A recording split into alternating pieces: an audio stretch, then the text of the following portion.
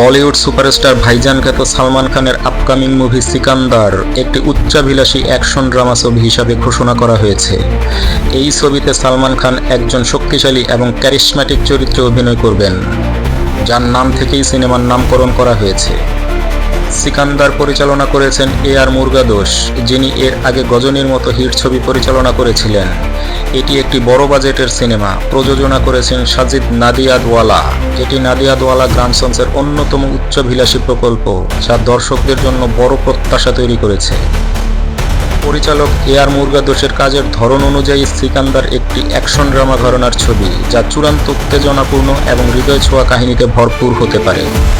তার পূর্ববর্তী কাজ গজনী এবং থুপাক্কির মতো এই সিনেমাটিতেও একটি শক্তিশালী গল্প এবং চমৎকার অ্যাকশন সিকোয়েন্স থাকবে বলে ধারণা করা হচ্ছে।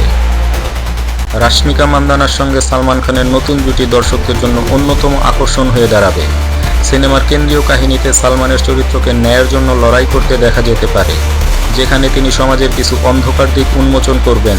এটি ঈদ 2025-এ মুক্তি পাবে, যা সালমান খানের ফ্যানদের জন্য একটি বিশেষ উৎসবের সময়।